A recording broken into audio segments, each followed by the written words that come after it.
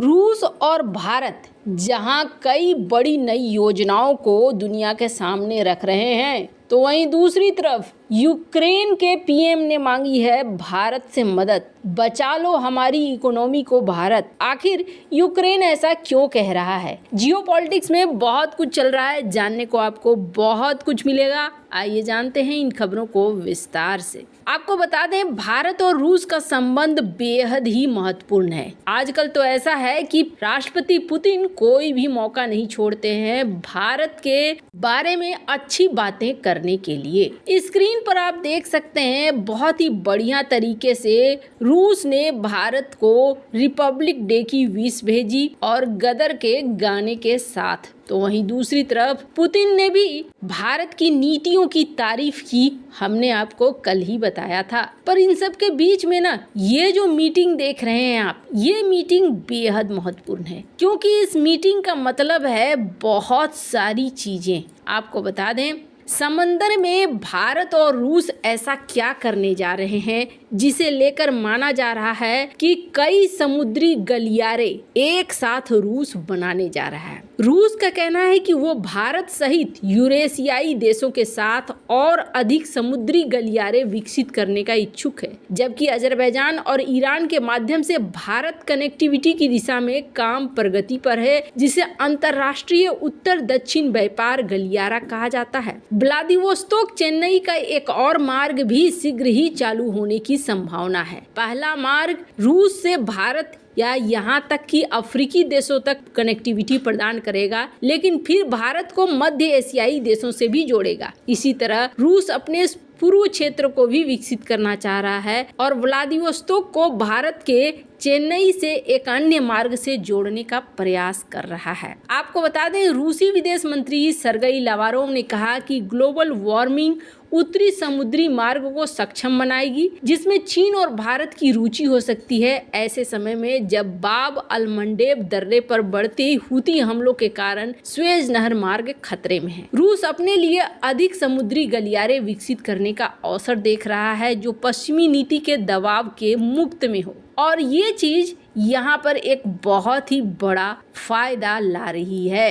पर कहा जा रहा है कि क्या इस गलियारे में पाकिस्तान भी शामिल होना चाहता है? तो आपको बता दें, फिलहाल तो ये कहा गया है कि पाकिस्तान भी शामिल होना चाहता है, लेकिन इसके लिए हामी नहीं भरी गई है। खैर, जहां एक तरफ ये सब कुछ हो रहा है, तो वहीं दूसरी तरफ एक बड़ी चीज हो रही है। आपको बता दें, रूस यूक्रेन का युद्ध तो चल ही रहा है और इस युद्ध के दौरान एक बड़ी चीज हुई थी। हाल फिलहाल की बड़ी घटना हुई थी, जिसमें एक प्लेन मारकर गिरा दिया गया था। हालांकि जब ये मिसाइल यूक्रेन से चली थी, तो शायद इन्होंने सोचा भी नहीं होगा कि ऐसा कुछ होने जा रहा है।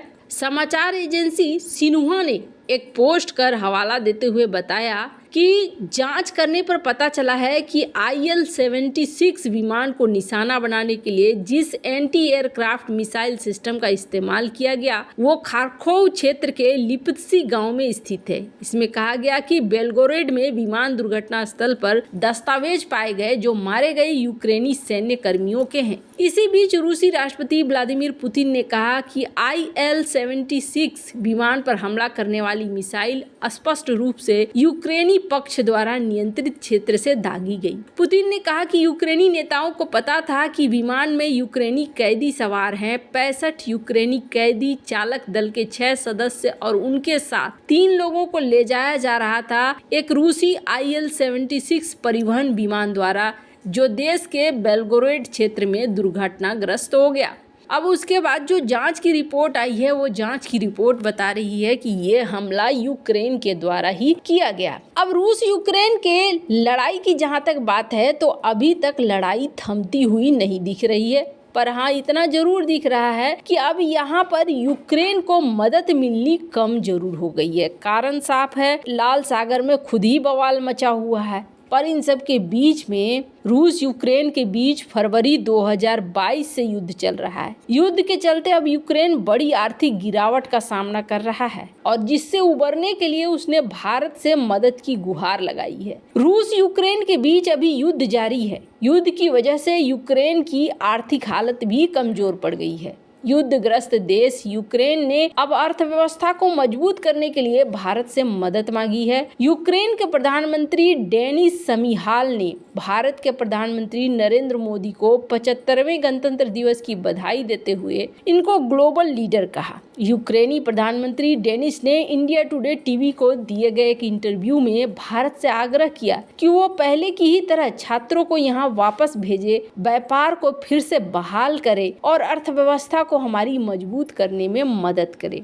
डेनिस शमिहाल ने भारत को यूक्रेन का सबसे बड़ा आर्थिक साझेदार बताया। उन्होंने देश की यानी कि यूक्रेन की मदद करने के लिए, मानवीय सहायता देने के लिए भारत के प्रधानमंत्री मोदी की सराहना भी की। उन्होंने पीएम मोदी से भारत यूक्रेन के बीच पहले की तरह व्यापार को बढ़ावा देने का अनुरोध किया, जिससे कि वहां की अर्थव्यवस्था की बहाली हो सके। यूक्रेनी पीएम ने प्रधानमंत्री नरेंद्र मोदी की तारीफ करते हुए कहा कि वो वैश्विक नेता होने के साथ साथ दुनिया में शांति स्थापना की दिशा में काम कर रहे हैं। उन्होंने युद्धग्रस्त देश यूक्रेन के एक बड़े हिस्से में अब शांति कायम है, इसलिए भारत से आग्रह करता हूं कि वो आर्थिक मजबूती में पहले ही की तरह अपना योगदान दे। आपको बता दें, रूस और यूक्रेन के बीच संघर्ष की शुरुआत फरवरी 2022 में हुई। इतने लंबे समय से दोनों देशों के बीच जारी युद्ध से यूक्रेन की अर्थव्यवस्था गड़बड़ा गई है। इस युद्ध के कारण यूक्रेन अर्थव्यवस्था में आई करीब 30% गिरावट का दंश झेल रहा है। यूक्रेन के लिए पिछले 30 सालों में ये सबसे बड़ी आर्थिक गिरावट दर्ज की गई है। यूक्रेन युद्ध के बाद भारत ने वहां फंसे छात्रों सहित 18,000 भारतीय नागरिकों को ऑपरेशन गंगा के जरिए निकाला था। इस युद्ध को फरवरी में 2 साल हो जाएंगे। युद्ध के कारण बड़ी संख्या में लोगों की मौत हो चुकी है और देश ने बड़ी तबाही का सामना किया है। इससे प्रभावित लाखों यूक्रेनियन को विस्थापित करने का बड़ा खर्चा किया गया है। हालांकि यूक्रेनी प्रधानमंत्री डेनिस ने इस बात को फिर से दोहराया कि वो 31 सदस्यीय अंतर सरकारी सैन्य संगठन, यूरोपीय संघ और नाटो का सदस्य बनने के लिए कुछ भी करने को तैयार हैं।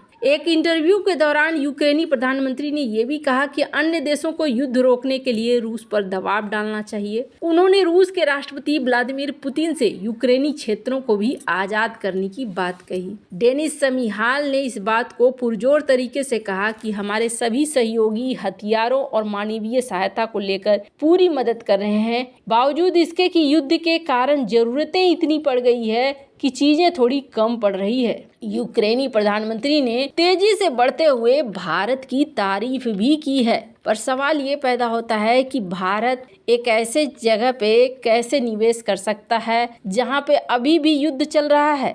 आपको बता दें, एक समय था जब बहुत ही अच्छे तरीके से यूक्रेन की इकोनॉमी चलती थी, हथियार भी बहुत अच्छे बेचा करता था, और आज की डेट में यहाँ पर स्थिति बहुत ही खराब देखी जा रही है।